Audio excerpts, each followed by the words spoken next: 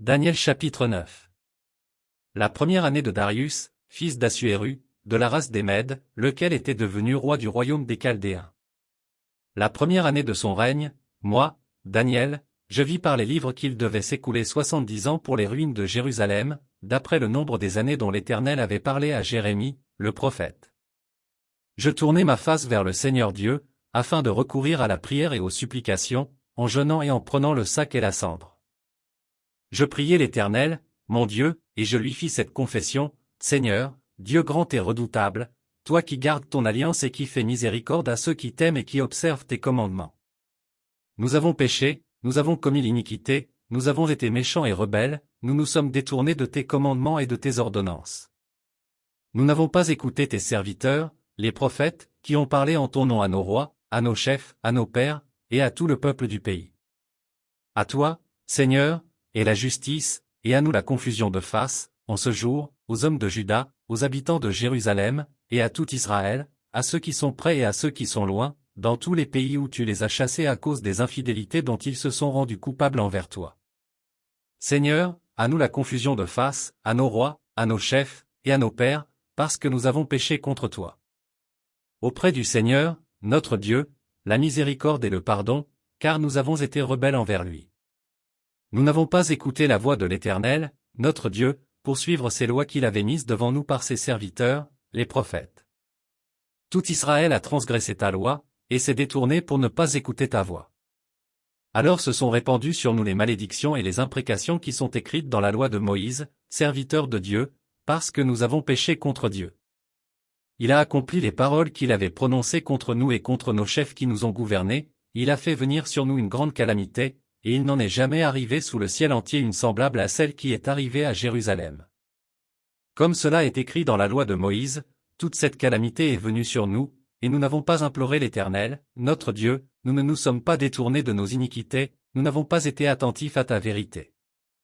L'Éternel a veillé sur cette calamité, et l'a fait venir sur nous, car l'Éternel, notre Dieu, est juste dans toutes les choses qu'il a faites, mais nous n'avons pas écouté sa voix.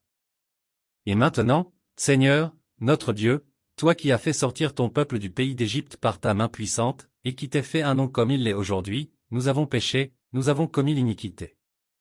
Seigneur, selon ta grande miséricorde, que ta colère et ta fureur se détournent de ta ville de Jérusalem, de ta montagne sainte, car, à cause de nos péchés et des iniquités de nos pères, Jérusalem et ton peuple sont en opprobre à tous ceux qui nous entourent. Maintenant donc, ô notre Dieu, écoute la prière et les supplications de ton serviteur, et, pour l'amour du Seigneur, fais briller ta face sur ton sanctuaire dévasté. Mon Dieu, prête l'oreille et écoute. Ouvre les yeux et regarde nos ruines, regarde la ville sur laquelle ton nom est invoqué. Car ce n'est pas à cause de notre justice que nous te présentons nos supplications, c'est à cause de tes grandes compassions. Seigneur, écoute. Seigneur, pardonne. Seigneur, sois attentif. Agis et ne tarde pas, par amour pour toi, ô mon Dieu. Car ton nom est invoqué sur ta ville et sur ton peuple. Je parlais encore, je priais, je confessais mon péché et le péché de mon peuple d'Israël, et je présentais mes supplications à l'Éternel, mon Dieu, en faveur de la sainte montagne de mon Dieu. Je parlais encore dans ma prière, quand l'homme, Gabriel, que j'avais vu précédemment dans une vision, s'approcha de moi d'un vol rapide, au moment de l'offrande du soir. Il m'instruisit, et s'entretint avec moi.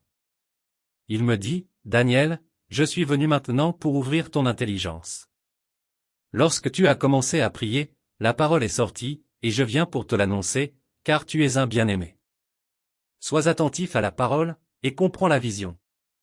70 semaines ont été fixées sur ton peuple et sur ta ville sainte, pour faire cesser les transgressions et mettre fin au péché, pour expier l'iniquité et amener la justice éternelle, pour sceller la vision et le prophète, et pour oindre le Saint des saints.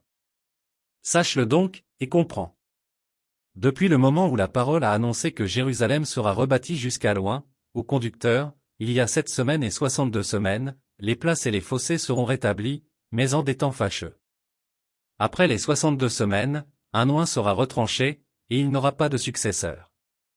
Le peuple d'un chef qui viendra détruira la ville et le sanctuaire, et sa fin arrivera comme par une inondation, il est arrêté que les dévastations dureront jusqu'au terme de la guerre. Il fera une solide alliance avec plusieurs pour une semaine, Et durant la moitié de la semaine il fera cesser le sacrifice et l'offrande, le dévastateur commettra les choses les plus abominables, jusqu'à ce que la ruine et ce qui a été résolu fondent sur le dévastateur.